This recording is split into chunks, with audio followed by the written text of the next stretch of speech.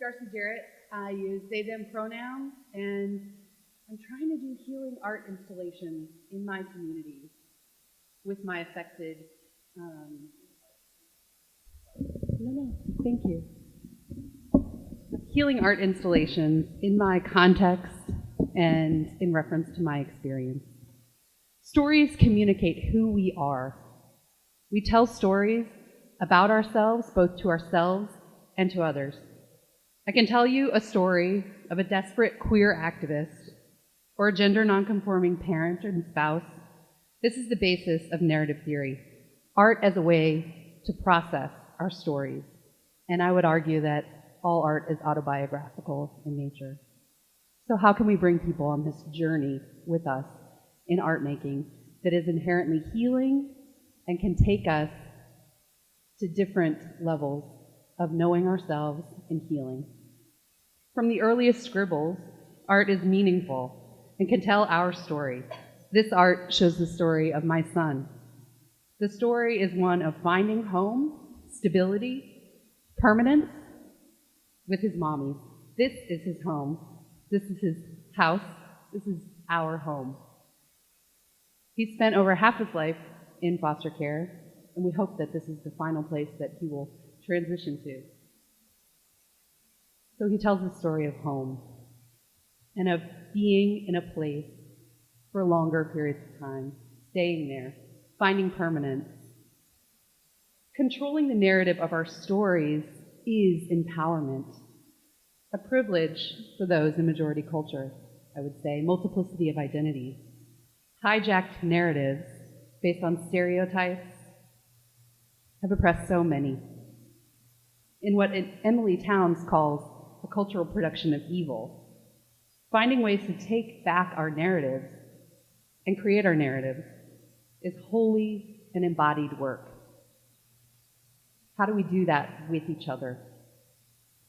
For a trans-identified, gender-nonconforming, liturgical artist like me, our story is yet to be told, or it's being told. So we tell it in small ways. I tell it in small ways. Connecting contiguous lines, connecting a pattern of truth that is interpretive and speaks to the fluidity I recognize in myself and I see reflected in my interpretation of God. And maybe I can bring others on that journey, introducing healing art in communities and offering opportunities to participate in that art together in community. Stories can uplift and empower, but what about the influx of violence? Every day we see a new story. Violence and overt racism and all kinds of phobias. Acts of violence directed at individuals and communities, communities of color, queer communities, queer spaces, mosques, synagogues, temples, churches, and clubs, sanctified spaces, all of them. Attacks happening at such a rate, you can hardly catch our breath. Art responds to violence by uplifting and creating joyful expressions of holiness and queerness. Gabriel Garcia Roman's queer icons represent a counter-narrative, the holy embodiment of the divine found in queer models in a modern yet traditional interpretation of writing an icon. These are my icons. Through art making, we will begin to heal. This begins to heal, creating my own image as an icon. Sean McNiff, an art therapist, writes, "The medicines of art flow through every life situation. Art adapts to every problem and lends its transformative, insightful, and experience-heightening powers to people in need, to everyone." We depend on this truth in the healing arts. Art is healing. We know that in this room. It fills those cracks. It tells us that we can look at our stories again and look at them in different ways and interpret them again. So before moving on, I use this image from the artist Clet in Italy. Just to encourage ourselves, I want to pause to encourage ourselves to take care of ourselves. I'm going to be talking about the massacre at Pulse nightclub. Take care of yourself. If you need to step out of the room, if you don't want to hear about it again, I understand. This atrocity we need to look at and come through. And this is what we did in this healing art installation together in Atlanta, Georgia. Far from Orlando, but not too far to be affected. The evening of June 12, 2016, 49 people were killed and 53 injured at Pulse nightclub in Orlando, Florida, a sanctuary for so many. At the time, it was the largest slaying at the hands of a mass gunman. Now we've seen Las Vegas, we've seen Parkland, we've seen Christchurch. How many is too many? 1,983 mass shootings have happened since Sandy Hook. 2,367 people have been killed. How do we deal with this trauma? It impacts our communities. It reverberates through people's lives. What is our responsibility as meaning makers, as clergy, as artists, as caregivers, as affected members of targeted communities to create situations for healing? How can we use our creativity to build our resilience and to heal? And I would say to create a liminal space before action. Moving into action right away, I think, creates a desperation. At Park Avenue Baptist Church, where I serve, we're an open and affirming congregation, diverse as a team of pastors with no leader, a circle model. So in our congregation, there are so many that have been hurt in church, yet their courage to continue seeking a church community is inspirational every day. Experiencing the massacre at Pulse, hearing the stories of churches then rejecting the funerals of these people who were slain, opened our wounds anew at Park Avenue. The prayers weren't enough. Pictured here, Reverend Dr. Lisa Heilig and me, along with Isaiah Lewis, not pictured, created a healing art installation, a space for healing.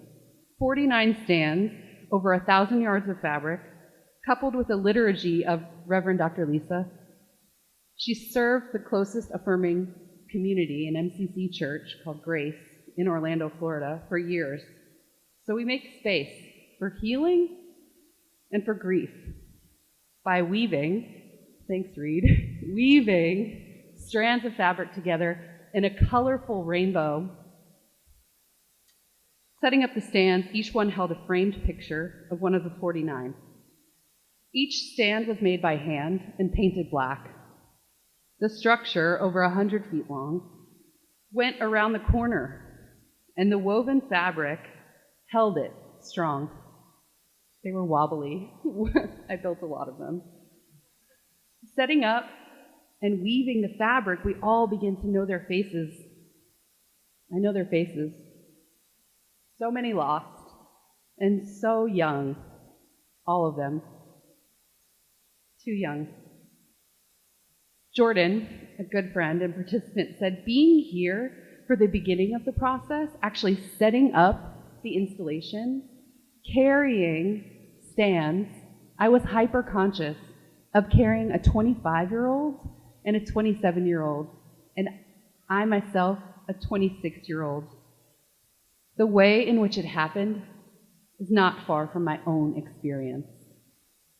Why does it take such violence to bring us together? I think many of us have experienced this sanctuary at the gay club, right? The small town gay club.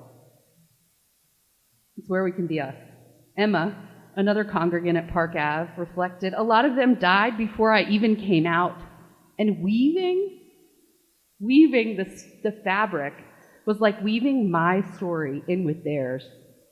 I will not forget that. As we were weaving, it was messy. People were navigating around each other and bumping into each other. That's what happens at the club. Emotions were high. And we were experiencing this together. We were building this structure together. The stability was created in that process. We prayed, allow us to be ever mindful of the important work to unite sexuality and spirituality, working to be united in body and spirit. Help us affirm our bodies, our genders, our sexualities, and the bodies and genders and sexualities that surround us, the multiplicity of us. We spoke about the sanctity and the sanctuary that so many of us, maybe it's just queer folk, but I don't think so, have found at the club, at the place to gather, to be ourselves, maybe for the first time. I have a gay son, and I prayed for all of those children that were killed. Shared Beth, a Grant Park neighbor. She didn't know the event was happening, but she saw us building it and came for the second part of it. She shared through tears. I think we all cried. The neighborhood of Grant Park was impacted, I think, in a positive way. Our small intersection is a cut-through on the north side of a park. So the number of people passing it during the week that it was up was pretty high. I don't know, in the thousands maybe. We had inquiries. Where can we produce healing art and participatory art in our communities? With what communities can we ethically produce and interact with art like this for self-care and resilience? What are your ideas? Orlando, the area, and queerness overlapped in so many ways. It made it clear to us in Atlanta that we could do this project, and it would make meaning. It would help people heal, maybe. What are your projects? We are always telling stories, and telling them in this embodied, sacramental way allows space for healing, a liminal space, an in-between space to suspend us before we move into action that is so necessary. And it is action, but we need to heal, to become whole again, to mourn, to memorialize, to be present. We can best lead healing from our own scars, not from the open wounds. So how do we begin to close those wounds, to knit them together? Let's heal ourselves together, and then again, and again, and again. Thank you.